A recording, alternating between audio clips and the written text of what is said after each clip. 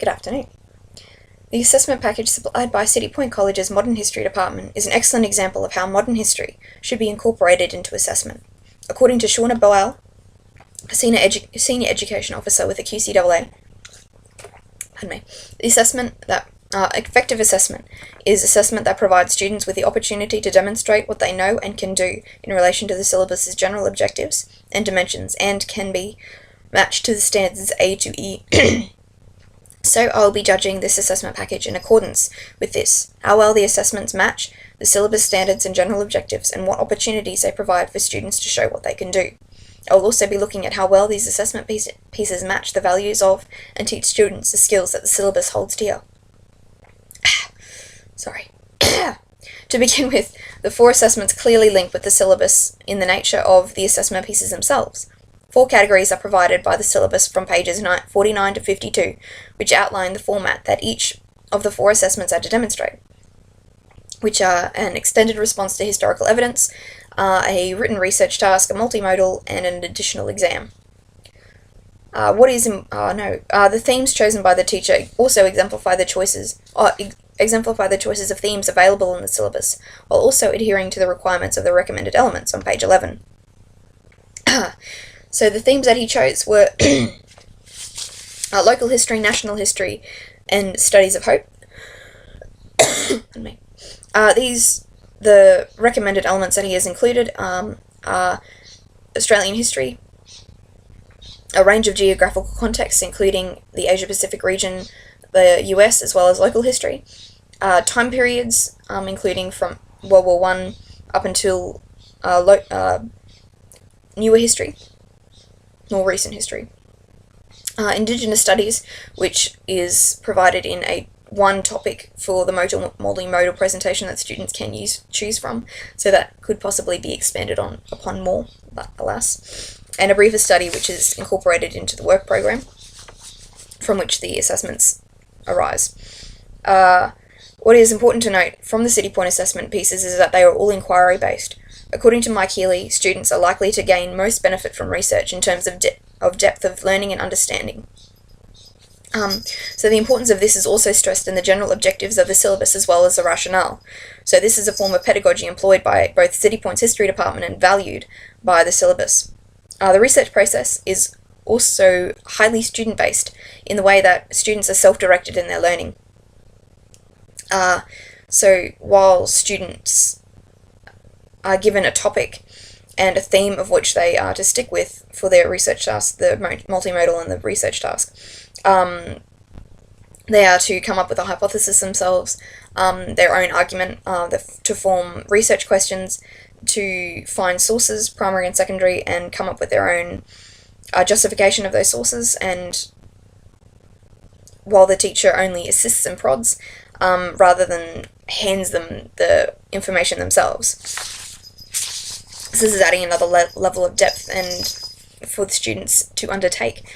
2 of the assessments, as per the syllabus, directly assess the first general objective, which is about planning an historical argument, as well as the other 2 objectives, which is critically evaluating sources, basically, and communicating historical knowledge. Also, this process of research, including developing hypotheses and arguments and being able to engage with a broad range of sources and critical evaluation of these arguments and sources, are demonstrated by students on a smaller scale in the extended response to historical evidence, which is the first category, by students being given a topic and sources in which they are to form an argument cohesively and argue that point, while still evaluating the sources they are using. So in relation with the research process, in aspects of inquiry, as stated on page 26 of the syllabus, these 5 aspects are copied out for the students to refer to in both the research tasks, task sheets, demonstrating the importance the teacher also identifies in them. They are also written down on the additional test for students to refer to, so they know what they're being assessed on, which is giving them a chance to be able to recall what they should be doing in that scenario and understand what the meaning of those things are. This inquiry-based learning is most beneficial to students according to Rachel Spronken-Smith of the University of Otago, as it best enables students to experience the processes of knowledge creation. So the key attributes of this form of pedagogy is that it enables students to is that it's learning stimulated by inquiry. It is a student-centered approach, a move to self-directed learning, and an active approach to learning. So students should develop research skills and become lifelong learners from this process. Therefore, this pedagogy from both the syllabus and endorsed by the City Point teacher as provide the students with the best chance to succeed by employing this in their assessment. Criterion 2, or the second general objective, arguably the most important set of skills learned by students studying history, and the skills involved are continually referred to throughout the syllabus, therefore stressing its importance. In accordance with the syllabus, the second criterion is assessed with every piece of assessment, and students are provided with hints in each piece. Also, upon reading through the rationale, global aims, and especially the last general objective, it can be said that values education is held in high esteem by the QCAA.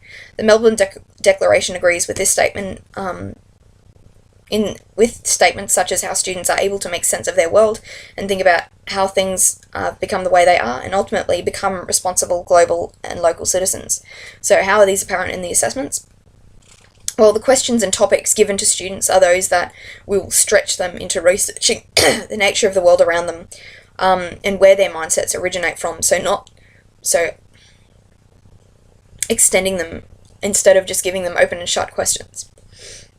Overall, I believe that this assessment package has aligned itself very well with the syllabus in regards to how it gives students opportunities to demonstrate their skills, the aligned nature of the assessments, the adjoining themes, the importance stressed upon the second criterion, and the addition of values into student learning. Personally, I don't see myself as able to offer any improvements, being only a student in comparison to an experienced professional. That being said, I honestly see hardly any improvements to be made, as this is a very rounded and whole assessment package in comparison to the syllabus requirements.